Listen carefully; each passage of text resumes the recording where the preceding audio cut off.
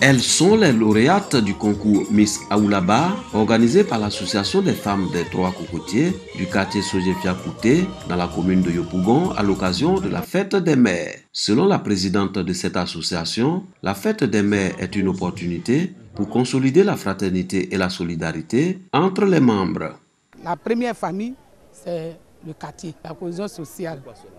Elle doit être battante à faire des petits commerces pour que nous soyons autonomes. Nos valeureuses femmes, nos femmes dynamiques, je voudrais leur souhaiter bonne fête des mères. Et aussi, j'ai fait un clin d'œil à ma mère, Nena Poïblomaï Colette, qui a aujourd'hui 83 ans. Je lui souhaite bonne fête des mères.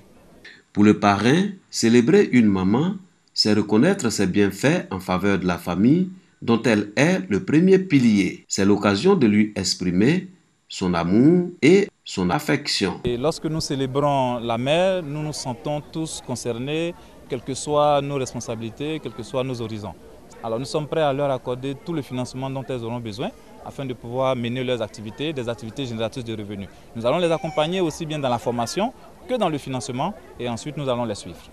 Du côté de Yopougon-Niagon, plus de 900 femmes veuves étaient à l'honneur. Venues de plusieurs localités de Côte d'Ivoire, elles ont reçu des vivres, des non-vivres et des enveloppes d'argent. 350 000 francs pour certaines et 500 000 francs pour d'autres. Un don offert par l'ONG Petra Rock pour leur permettre d'entreprendre une activité génératrice de revenus. La valeur du don, 8 millions de francs CFA. Venir vers elles et leur donner le peu de moyens que nous avons pour qu'elles puissent se lever et travailler. Donc il faut qu'elles travaillent pour que aussi en retour, nous ayons des bons résultats, comme on le fait d'habitude, en donnant des congélateurs, en donnant des machines broyeuses à toutes ces femmes. Parce que la femme est autonome, les enfants vont manger et tout. Qui dit la femme, dit la famille, dit la Côte d'Ivoire. Les bénéficiaires ne manquent pas d'exprimer leur joie en remerciant la donatrice pour cet appui financier. Et nous voulons dire merci à la présidente P pour tout ce qu'elle est en train de faire pour nous. Celles qui font du commerce de peau de bœuf sur le marché, celles qui font le commerce de charbon, de bois, d'attiéké. Bon, c'est pour permettre à chacune vraiment de pouvoir se lancer de plus belle dans son commerce. L'ONG Petra Rock œuvre pour le bien-être des femmes veuves de Côte d'Ivoire depuis plusieurs années. Elle envisage d'offrir un toit à chacune de ses adhérentes. Le réseau des experts européens département Afrique de l'Ouest n'a pas voulu rester en marge de la célébration de la fête des mères. Cette organisation, soutenue par le Sahara et l'ONG Les Amis de la Vie, a décidé de célébrer les femmes réfugiées en Côte d'Ivoire. Pour le représentant résident de cette structure, Sangaré Boubacar, il s'agit d'honorer ces femmes. Je disais toujours à maman, je ne te remercierai jamais assez. Et ça, c'est à l'endroit de toutes les mères. Mais celles qui sont dans des positions de vulnérabilité absolue, elles sont prioritaires. Et c'est dans cette optique que nous nous sommes dit, ok, nous allons commencer avec les femmes réfugiées vivant en Côte d'Ivoire. Bonne fête à toutes les mamans de Côte d'Ivoire. On vous remercie, on dit merci à tous. Merci. Distribution de cadeaux, des vivres et non-vivres, dans une ambiance festive. Plus de 3000 pagnes offerts aux femmes de Yopougon Kouté à l'occasion de la fête des mères. Un geste du président du club des amis Yobou Frank pour féliciter et remercier les femmes pour leur rôle important dans la société, plus particulièrement leur contribution dans l'éducation des enfants. Yobou Frank a invité les femmes à s'engager dans l'entrepreneuriat afin d'être autonomes et pouvoir mieux s'occuper de leur famille. Cette célébration de la fête des mères à Yopougon Kouté a vu la présence du sénateur de la région de Gbeke, Alain Kokotré.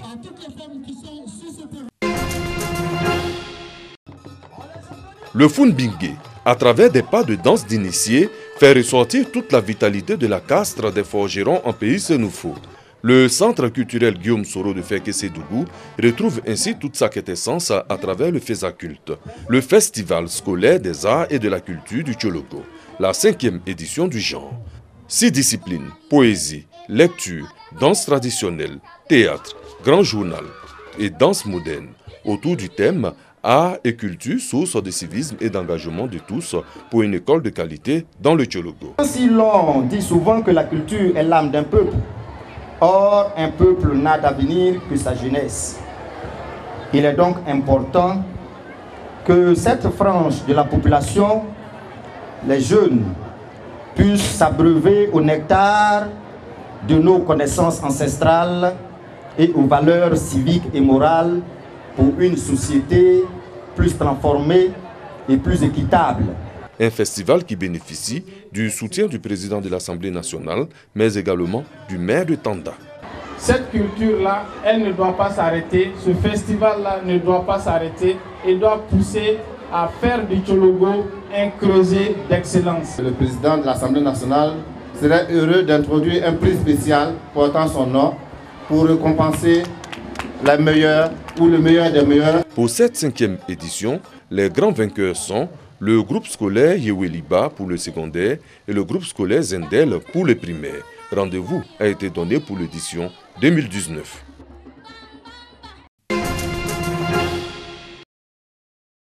Que s'est-il passé à Strasbourg en décembre 2017? 29 décembre 2017, Naomi Muzanga, 22 ans, est prise de douleur et contacte le SAMU. Son appel au SAMU avait été pris à la légère par une opératrice. Elle parviendra finalement à se faire transporter par les secours à l'hôpital, où elle décédera quelques heures plus tard. Sa famille ne comprend pas ce qui vient de se passer, qu'alors, disent-elles, Naomi ne souffrait d'aucune pathologie connue. Courant février, la famille de Naomi a demandé le rapport d'autopsie ainsi que le rapport d'hospitalisation. Le 12 avril, elle reçoit par courrier le rapport d'hospitalisation et le rapport d'autopsie.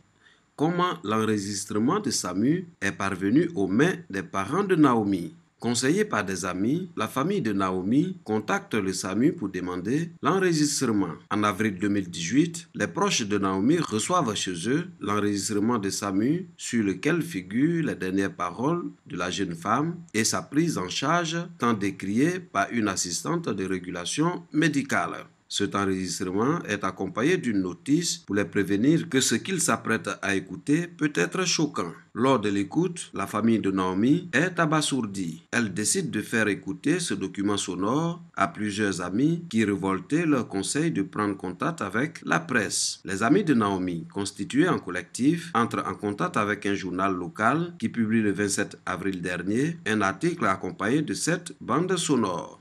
Allô? Aidez-moi, madame. Oui, qu'est-ce qui se passe? Qu'est-ce qui se passe? Bon, si vous me dites pas ce qui se passe, je raccroche, hein? Madame, j'ai très mal. Oui, bah vous appelez un médecin, hein? D'accord. Voilà, vous appelez SOS médecin. Je peux pas.